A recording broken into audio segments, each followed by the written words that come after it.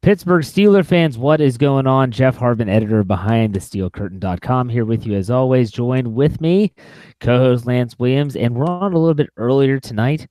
Hey, stuff happens, and we're happy to be talking about the Steelers. Although a lot of people are not happy to be talking about the Steelers because they're pissed off that the team has lost 2 games in a row to the Denver Broncos, the San Diego Chargers, and they're worried about a trap game this Sunday when they go to Oakland. The last time the Steelers won in Oakland, Ben Roethlisberger was 13 years old. And so people are concerned. With that, I bring in Lance Williams. Lance, are you concerned, and how are you doing this evening? I'm doing fantastic. It's the holiday season, but I'm going to just go there already as soon as we start the game. Jeff, riddle me this. What? How could it be a trap game after you've lost 2 games in a row? No game is a trap game when you're on a losing streak. Trust me, the Raiders are getting the Steelers' absolute focus. Guess why? Because if the Steelers lose and by chance the Baltimore Ravens, and I believe they play the Kansas City Chiefs next win, guess who's in the wild card spot? The Pittsburgh Steelers. This is not a trap game. Stop it, people. Stop it. I agree with you 100%. Trap games, typically, in my opinion, if you were to say, Jeff, define a trap game, I would say it's a game against a mediocre to bad team following a big win over a very good opponent. That would be my definition. I think some people view a trap game as losing to a team that you should win, that you should beat, regardless of record, regardless of who you played the week prior. Do you agree with my definition, or do you have your own? Yeah, I agree with your definition. Absolutely 100%. You know what losing to a team that you should beat, you know what that's called? Playing in the National Football League. It happens every week. Okay, yeah, no. And so last week's game was tough. It was a tough pill to swallow for a lot of people, I think, because to me, at least, I can't speak for everyone, and I can't speak for you either, Lance. But when I think about the game last week, I think about how they didn't play up to their potential, and we talked about that ad nauseum in the post-game show. But not only that, there was too much influence by the officials, and I hate that. I hate when there's a crutch for the Steelers and their fan base to cling on to after a game, and that's exactly what I felt like. It's one thing I felt the same way after the Patriots game last year in Week 15 when Jesse James, we all know that story. We'll never forget that. But everyone was like, wow, the officials, the refs screwed us, and this screwed us. I'd rather a team go out and just beat the piss out of them, and then you lose straight up, than have 2 questionable penalties on 2 touchdowns for the Chargers, and now all of a sudden you're thinking, well, what if there were penalties called? You don't know what's going to happen. It's not necessarily a guarantee they would have scored a touchdown, but I guess, Lance, let's go with your final thoughts on Week 13, the Chargers game. We've definitely had a long time to let it digest. And before we turn the page now to Week 14, what are your final thoughts on that game? Just a shitty loss. Just a real shitty loss. Bad play in all 3 phases at the wrong time. Just a shitty loss. And I think you described it best on Sunday's show. It's one of those losses where literally all 3 phases were to blame, and you can add the 4th phase, coaching. It was one of those type of losses. But in the National Football League, you have to turn the page, put it in the past, and focus on your next opponent, because if you don't, you'll be complaining, about a bad Raider team pulling the quote-unquote upset in a trap game. Now, let me ask you this question before we move on to next week's game, this upcoming game. I cannot, for the life of me, maybe outside of New England games, remember so much discussion about a schematic decision made by a coach. Excuse me. And so I'm referring to when they played the Patriots, you always heard it. They need to play more man coverage. They need to play more man coverage. Tom Brady picks apart the zone. And so that always was the driving narrative after they play the Patriots and leading up to it. Since Week 13, my goodness, everyone's talking about Keenan Allen in the slot. Keenan Allen in the slot. Who's covering Keenan Allen in the slot? Well, this many times it was a linebacker. This many times it was a safety, yada, yada, yada. My question for you, Lance, is with so much discussion being made over what the San Diego, gosh darn it, I did it again. The Los Angeles Chargers. With so much discussion being made over what the Chargers did by moving Keenan Allen to the slot. Do you think this exposed the Steelers, or do you buy what Mike Tomlin is selling in regards to the fact that he kind of chalked it up to Morgan Burnett wasn't available, Cameron Sutton wasn't available? If they have all their pieces to there, it's a different story. What's your take on this in terms of how teams attack the Steelers moving forward? I chalk it up to what the coach is saying, and you guys laughed at me. Jeff and Neil laughed at me when I said that Morgan Burnett being out would be a huge absence. I did not laugh at you. I didn't laugh at you once. I did not. Okay, just for the record. You text laughed. You LOL'd. You sent a meme. I mean, I think coach's point is solid. But I will say this, Keith Butler's decision to have John Bostic in on that play was ridiculous. Mark Cabali of The Athletic put out a great stat about in 3rd and 5 situations, San Diego had not run the football the entire season. So if you know that that's the trend and the tendency, there's no way you can put Bostic there because they're going to get Bostic one-on-one and they're going to beat him just like they did. There's no way you can put the player in that position. It's unfair to the player because he can't make that play. That's just not his skill set. So it was a bad decision by Keith Butler in that moment.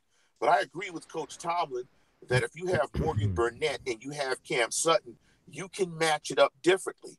They did not. And kudos to Ford. I think Ford played a solid game when targeted against Keenan Allen. Keenan Allen only had 36 yards receiving. Now, I'm not certain if those 36 receiving yards resulted in multiple first downs, but he still held him to only 36 yards receiving. And that's yeoman's work for an inside linebacker. Yeah, I thought Ford played a great game. In my opinion, if Ford's done anything, he's proven he should be playing more. I'm not saying that he should be the starter. I'm not saying that guys like Morgan Burnett shouldn't be coming in and taking him off the field from time to time in sub-package football, although I think Ford is a perfect sub-package linebacker for who they have on their roster. We didn't do grades. We were a little bit flummoxed after that's a word for you.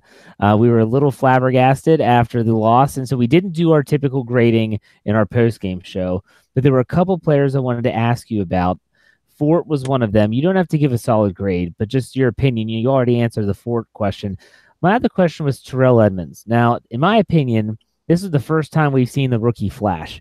He did have an interception earlier in the season, but this was the first time that he's actually made more than one play in a game, in my opinion. He had a sack, several quarterback hits. He was seen to be around the football a lot. Maybe that's by happenstance. Maybe it's by design. Lance, what were your thoughts on Terrell Edmunds? I thought Edmunds played, if we were giving a grade, I thought Edmunds was definitely above a 3. And it's not because of the splash plays he made. It's the plays that don't show up on TV. The young man was in the right positions.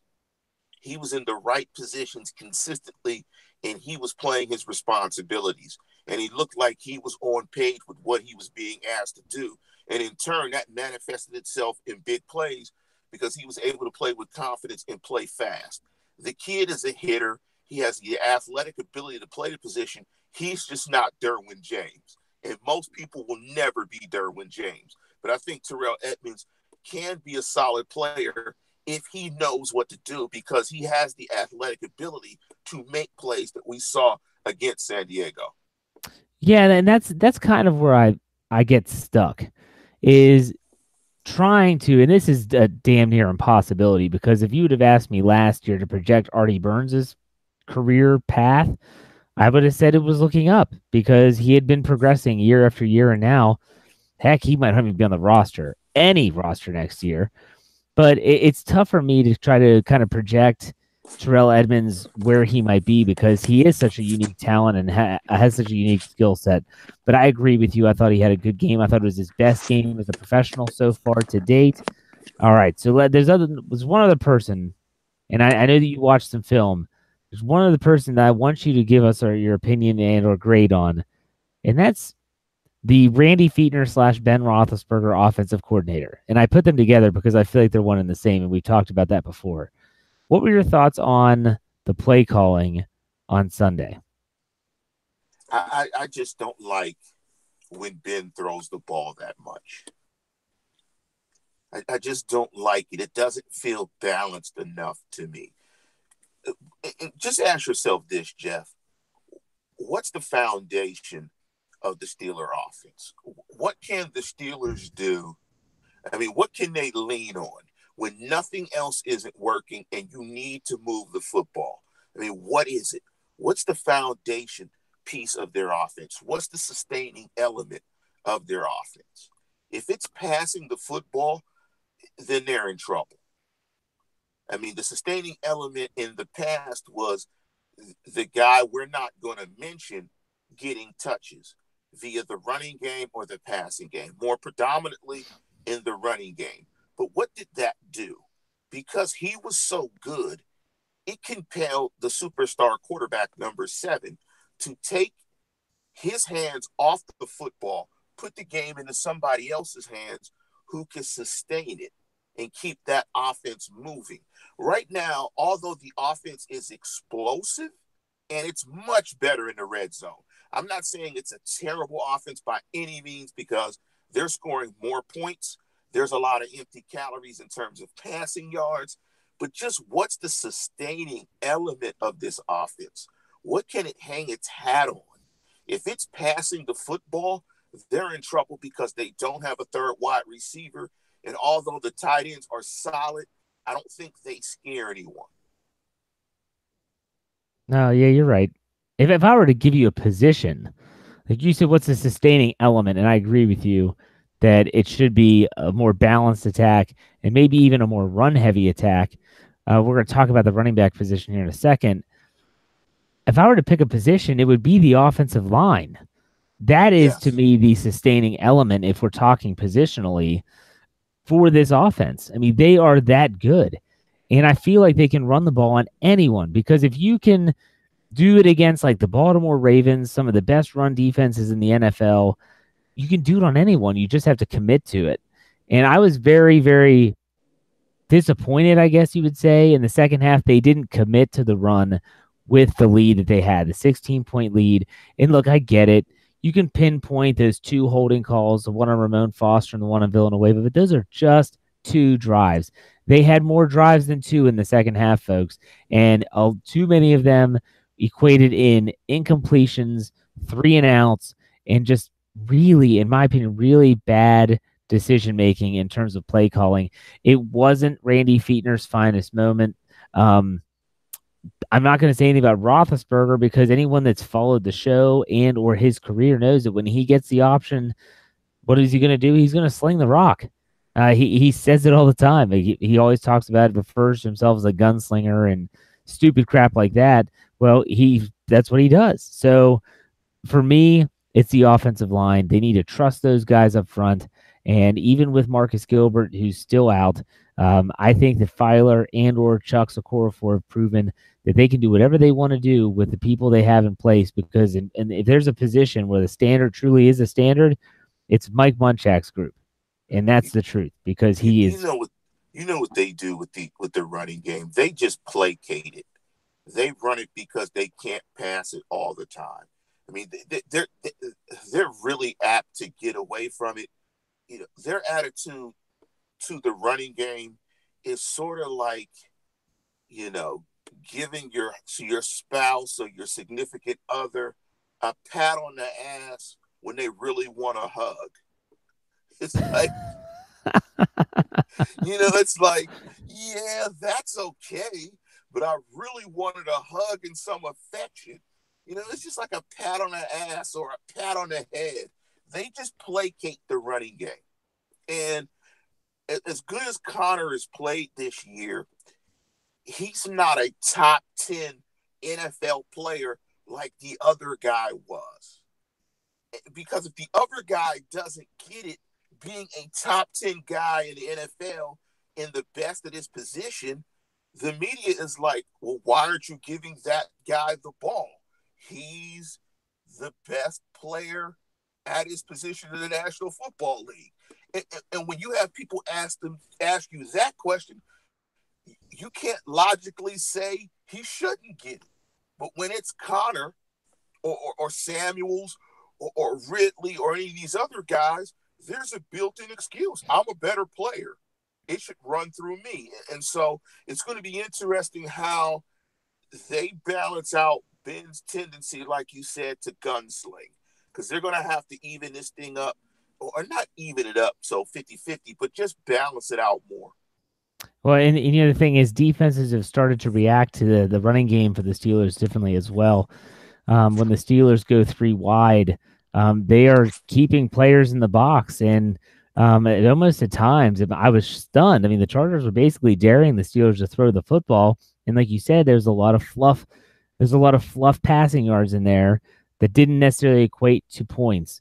And if you get a team that can do two things well against Pittsburgh, this is where they struggle. Number one, stop the run, and number two, tackle their butts off. Both the teams they just played, Denver and LA, tackled so well. And if you look at some of the statistics, the Steelers were at the top or near the top of yards after catch, and they weren't getting that yak because the tackling was so good. Derwin James, you think about Chris Harris Jr. from Denver, they were just doing a great job tackling the football. And sometimes tackling as a skill gets overlooked. It shouldn't get overlooked in this instance. So those are the two things that I think. And we'll talk about this a little bit more. But I think this is a good segue into our Stat Geek segment. I know, Lance, you have a couple statistics to read off.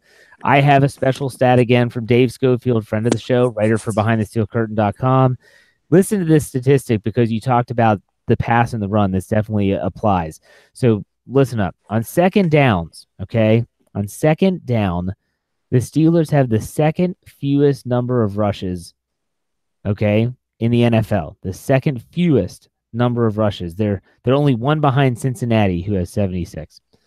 While they have thrown more passes than anybody on second down.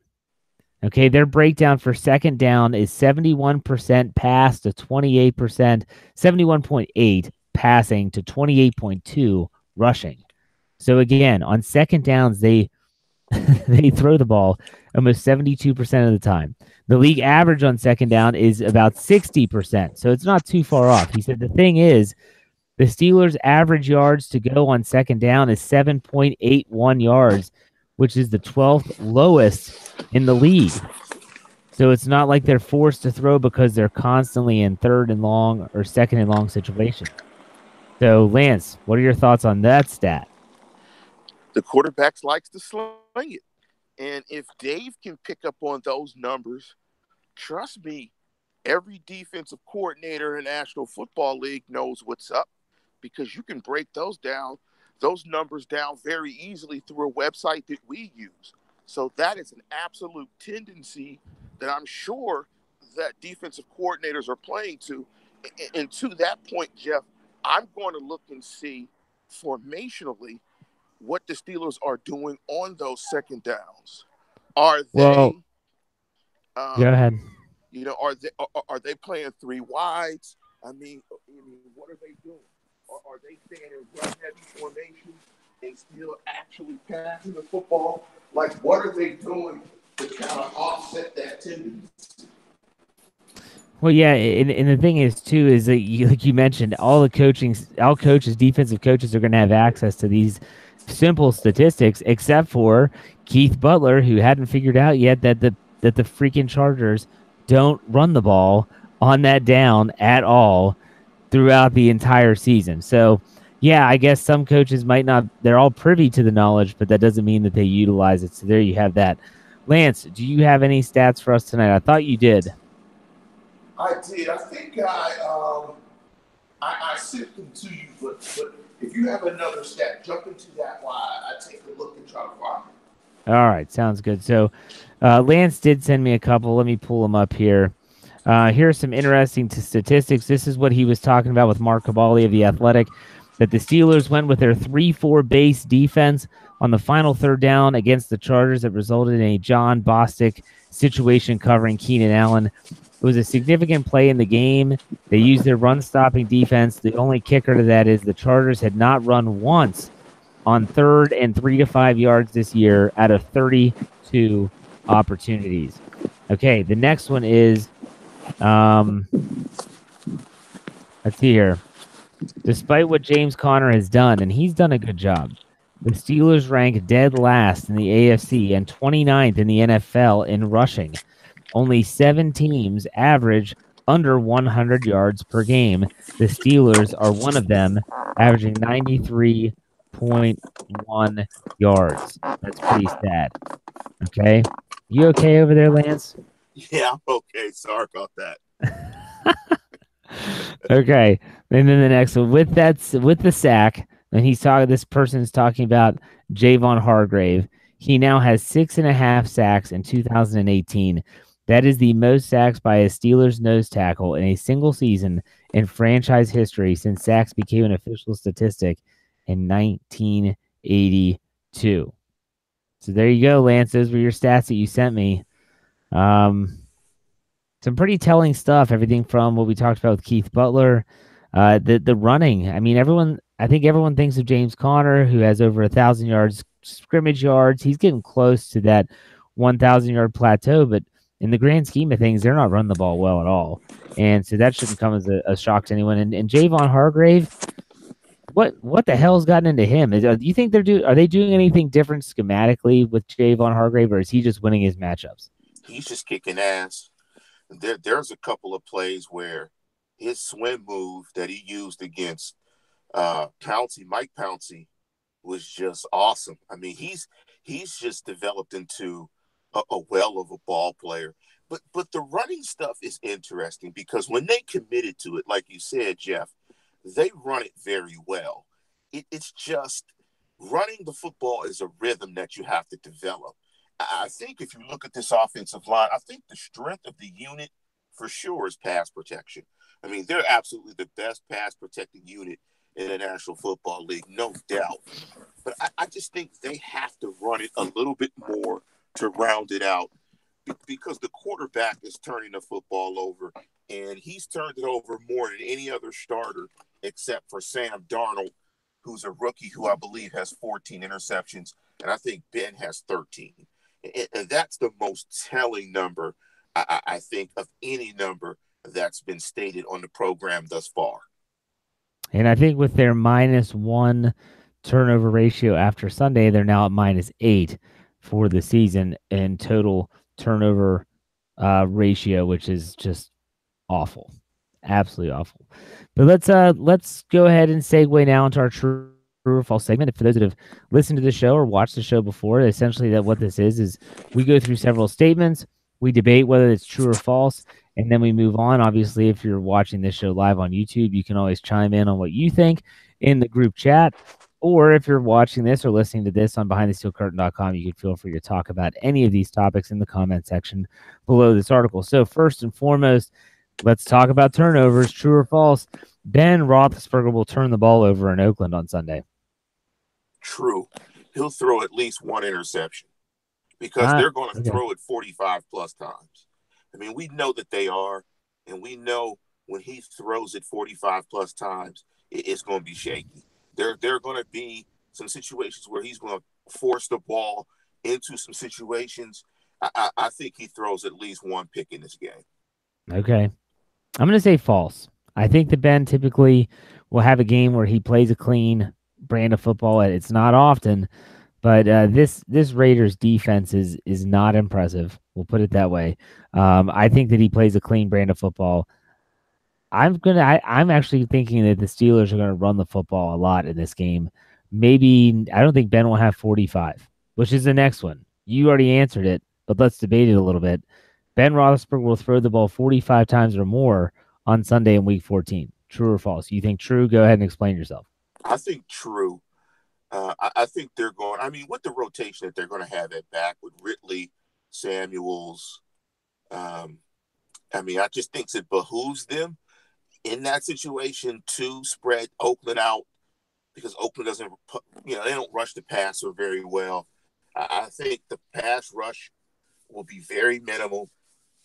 And I think they have advantages across the board against the Oakland Raiders secondary, where they can take the safe, slowly matriculated down the field approach and move the ball steadily. So I think there's going to be a lot of attempts, not a lot of pushing it super aggressively downfield, but a lot of short to intermediate stuff.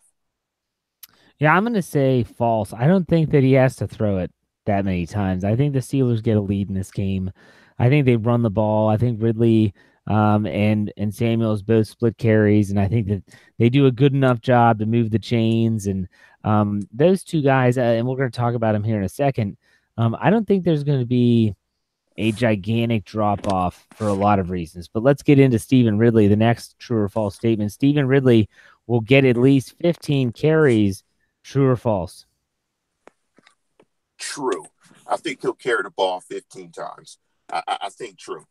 I think they'll try. I agree with you. I think they're going to run the football, but I think they're going to get into a rhythm and get him into a lather, and I think he'll run it. I think when you look at the two backs together, I think they'll run it maybe combined about 22 times. I'm guessing the Steelers will, I'm thinking 65 snaps plus. Probably on average, they probably run close to 65 to 70 snaps per game. So I think the backs will get about, 20 to 22 rushing attempts. Okay, I'm going to say false just because rumor, or I don't know if it was an official report, but they said that Jalen Samuels is going to be considered the starter.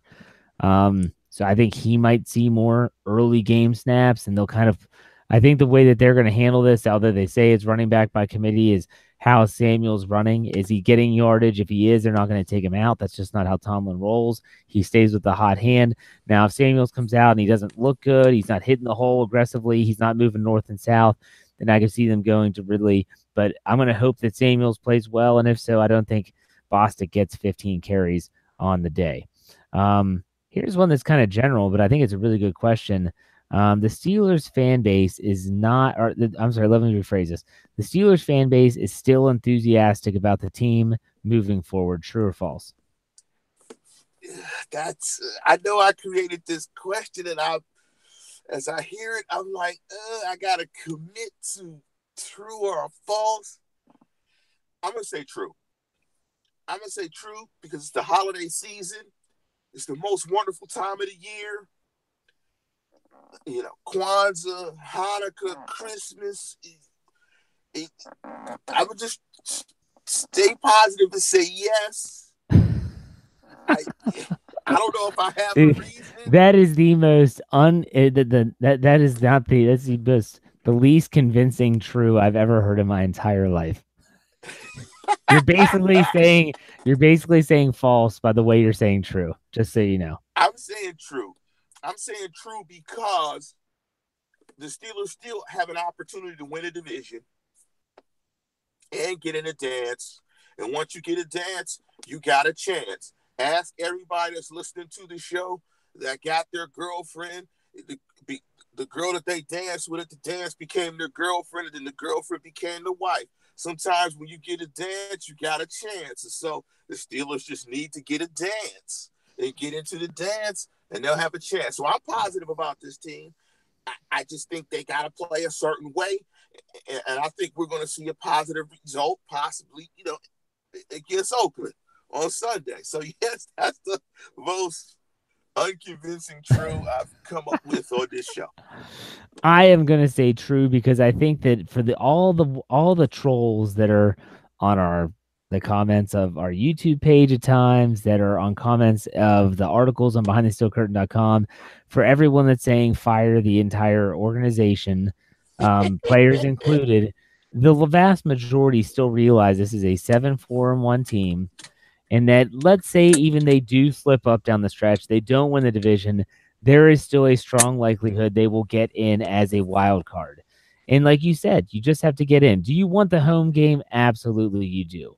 You don't want to lose to Oakland. You don't want to lose to the Patriots at home again. But at the same time, you have to look at the big picture. And I think a lot of fans do. I still think that the Steelers fan base, just like a lot of fan bases, are very fickle. They can be very skeptical, rightly so. Um, and they can also be like a roller coaster, but where they just kind of ride along instead of stopping and taking a look at the whole theme park. They're just worried about the ups and downs. And so right now they're in a valley. I have a good feeling that they're about to go back up. So the last one here, and this is one that I'm curious on. We'll do twofold. Okay, we'll say that the Steelers will get 3 sacks on David Carr. Or is it Derek Carr?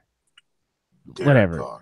They're both horrible. Anyways, the Steelers will get 3 sacks on Carr, and they won't give up a sack to the Raiders that have only had 10 sacks the entire season. True or false? True. I think so. True. I mean, if Khalil Mack was still there, I would say something different. But yeah, I think that there's no this Steelers offensive line. If there's ever a game where you don't Ben Roethlisberger doesn't get touched, it's this one.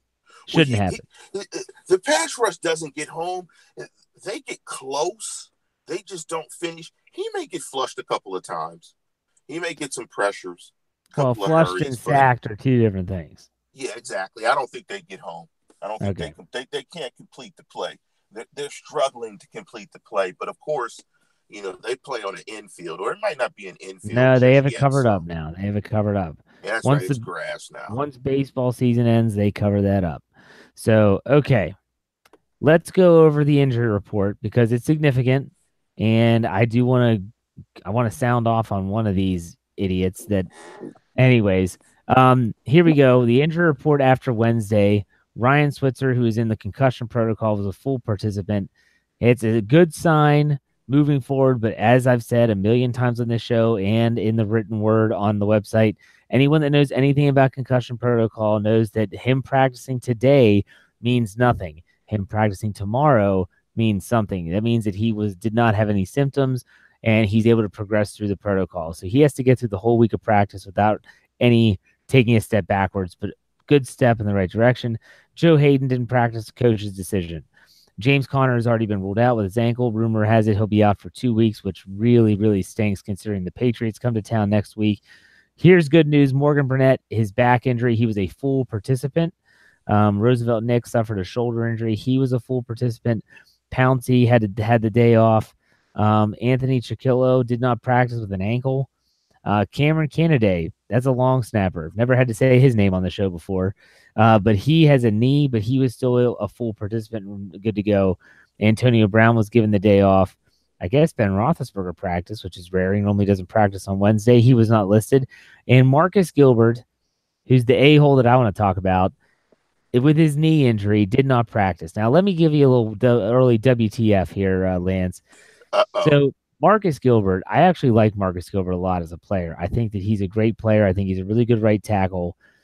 So the Steelers had a week 7 bye week. He played in week 6. They beat Cincinnati. They go on the bye week, and then he comes back and he has this knee injury. And everyone's thinking, okay, he must have suffered that injury against Cincinnati. He had a week off. Give him a couple weeks. Guy hasn't seen the field since. We're going into week 14. I guess my beef is not just with Gilbert, but also with the Steelers organization. If this Joker's not going to come back this season, put his butt on injured reserve. Get Zach Banner up, who's another guy that they could pull up as an offensive tackle. I'm sick and tired of this guy missing so much time. He hasn't played. I don't think he's played a full 16-game season for a long time. I had this written down here. Let me look it up quickly. He hasn't played 16 games since 2015, and he's only played in like 8 games the last 2 years. I'm sorry, 7 last season. He'll be lucky if he plays in 7 games this year. Look, I understand injuries are injuries. This one is fishy. This one's fishy. I'm wondering, WTF? You want that offensive line solidified. Matt Filer's great. Chuck Okorafor did a great job. But Marcus Gilbert was paid the big money to be on the field, to be available. Last year he had the PED suspension. I'm not sure what the hell's going on, but he better figure it out because they're going to need this guy down the stretch if they want to go where they want to go. So that's my WTF. He's tell us how you really feel, Jeff. Well, I'm getting pissed because every time a Wednesday rolls around and I check the website to see, or Twitter, wherever, to see the injury report, And I'm like, okay, Burnett's back. Good. There's certain names that you look for. And then I'm looking at Gilbert. He should be a limited participant at least. Did not practice. Goodness gracious. What the hell's going on? So it's going to be interesting to see. Maybe they've been saying the whole time, let's rest it. He'll come back before New England. I don't know. He needs to be back in the lineup, is what I'm saying. I So, don't think the Steelers have been truthful about the injury. That's what I would guess. That the I injury don't is know. probably far more severe than they've ever let on, and it's literally taking this long for him to get back. Having not looked at his contract and what the dead money will be next year if he gets waived, but that's an option. They're going to draft that position. You You know, have to. he may be in Pittsburgh for a very limited time moving forward. They have their eye on that. And Feeler, excuse the pronunciation, him playing well, and Chuck's getting drafted. That might be the guy already that they drafted who's going to take, maybe take his place. But, if he can't stay healthy, they may move on from him. But it would depend on what the contract hit is, and I have to look it over the cap. Maybe we'll talk about that on Sunday or maybe on next week's show. But the dead money charge is typically on over the cap. And Yeah. so depending on what it is, if it's something that they feel like they can eat or absorb, particularly with them getting back all of the guy that I won't say his name, his money back, it might be something that they could eat. But I'm not for certain what their cap situation is. But when you pay a guy that much money and he can't stay healthy, what they always say is the best ability is availability. And right now, he's not available. Yep. Can't make the club from the tub, man. So, all right. Before we go into prediction time, I want to go over the AFC North slate of games before we predict the Steelers at Oakland. It's something I started to do a couple weeks ago. I like doing it. Doesn't have to be a long drawn out thing. We can just say who you like. Let's go for it. Cleveland Browns host the Carolina Panthers Sunday at 1 o'clock. Who you got in this one? I'm going to go with the Carolina Panthers. I hope Baker Mayfield, because of his big mouth, loses the rest of the games this year. So you're not a Baker Mayfield fan, I take it. No, man, that guy's immature. That's not my WTF. I got another WTF, but Baker Mayfield's immature and double down on his immaturity. That guy's just learning. He's young and needs to learn that he needs to shut up. He hasn't done anything in the league. Be quiet. Yeah. Well, if you're talking maturity with Baker Mayfield, I mean that's something that you didn't have to look far to get that, if you know what I mean. So in terms of his time at Oklahoma, all right. So let's go to the next game. This is the big one. The Baltimore Ravens travel to Kansas City, Arrowhead Stadium, 1 o'clock start. Boy, is this game significant for the Steelers. Who do you got in this one? Pain. Pain. What's your prediction for the Fight Club, Lang? Pain. Pain. I think it's going to be. I think Kansas City's going to win. I think Kansas City's going to put foot to ass to Baltimore. I don't think Lamar Jackson can hold up against that offense. Pain. Well, let me preface that. If you don't know what Lance is talking about, you're referring to Rocky 3, Yes. where Rocky Balboa, Clubber Lang, played by Mr. T, they ask him what's his prediction for the fight, and his answer is just pain. But that's not my favorite Clubber Lang quote. It's actually what he says outside when they have the press conference where he's talking to Adrian, and he says, "You want to know what it's like to be with a real woman? Come and see." Oh, you want to be with a real man? Come and see me. I'll show you what it's like to be a real man. Oh my gosh. Love the Rocky movies. I'm gonna take the Chiefs as well. If Lamar Jackson plays, look, this guy's been buoyed by defensive touchdowns, special teams touchdowns. I don't think that necessarily happens in this game, especially on the road. I think the Ravens' little streak ends. I think the Chiefs win. And so there you have that. The Bengals at the Los Angeles Chargers. Do we really have to pick this? I mean, we both think the Chargers, right? Absolutely. Okay. So let's get down to brass tacks. The Steelers at the Oakland Raiders. The Steelers, I believe, opened up as something like 11 and a half point favorites in this game. They haven't won in the black hole in a long time. Like I said, Roethlisberger was 13 years old, and he's 37 now, I think. So it's been a long time, and it's their last chance, at least in the foreseeable future, to win in Oakland. Lance, the listeners of the show are waiting with bated breath to know what you're going to do when it comes to picking this game. because they've lost 2 in a row. What happens? Well, just like my non-convincing true when I really mean false, just because it's the holiday season and I think that the fans of the show want me to pick it a certain way, I'm going to pick the Raiders in an upset. I'm going to pick the Raiders to win 28-24. Ben turns the ball over 4 times. The Steelers lose in a terrible fashion. And everybody jumps off of every bridge in Yes. Pittsburgh. Hey, for those that are watching on the YouTube, I'm fist pumping. Yes, because he's picking against the Steelers. Get him off the bandwagon. He doesn't belong here anyways. The Steelers are going to go into Oakland. They're going to win. I don't know what the hell the score is going to be. Haven't thought about it. I'll release my score prediction tomorrow on the preview show. But already some people are chiming in saying, "Thank you so much, Lance. We appreciate it." You're welcome. You are very welcome. I'm taking a bow. You can't see it, but I'm taking a bow. You're very welcome. Okay, we only have a few minutes left. I know Lance has got to bounce, but I do want to have just a couple quick questions and see if we have anyone that's out there that wants to know. Okay, someone said if we lose to Oakland, do the Steelers deserve to be in the playoffs? Yes, they do if they get there. Yeah, because if they get there, that means they had to beat New England and or the Saints and the Bengals. So absolutely they deserve to get there. Look, no one apologizes for making the playoffs. I mean, do you remember the year that what was it, a 7-9 Carolina Panthers team made the playoffs? Or no, it was the Seahawks, I think. The NFC West was awful. And it was like a 7-9 team made the playoffs. And guess what? They won their first playoff game. No one apologizes for making the playoffs, just like no one should apologize for winning a football game. So, yes, if you get in, you get in. You deserve to get in. Do you see Jalen Samuels, the running back, as the X factor in this game? Maybe he's the J factor because his first name starts with the J. I see what you did there. That was pretty creative. I gotta give it to you. Okay. Is Eli Rogers going to come back this season? No. Okay, so you say no. Well, they have 21 days. I think they've already had 7 go by, so they have 2 weeks left to make a decision on him. And you think no, they don't activate him? It kind of depends on. I think Washington as well. I don't know. I think it's a tough call with Eli Rogers. I just don't think he's going to make it back. Okay. Yeah, I think he is kind of like their last feather in their cap that they can use if they need him, especially with Switzer, his injury and the concussion. We'll see how that plays out.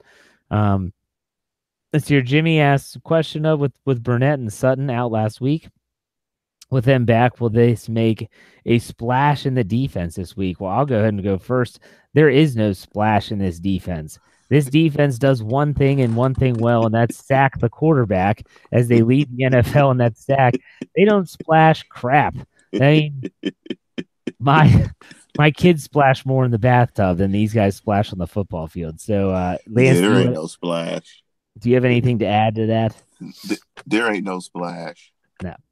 No. A lot of people like LJ Ford. So, hey, I'll tell you what, Lance. I know you said you had a WTF. You want to save it, or you want to go ahead and say that now? I'll save it. I'll save it for Sunday. I think I'll just tease it a little bit by saying women should feel safe at games. Oh, boy. I know what you're talking about. Okay. I agree with you. I know where you're going. We'll bring it up on Sunday for sure. But hey, I'll tell you what, Lance, thanks for your time. I know you got to go. You can go.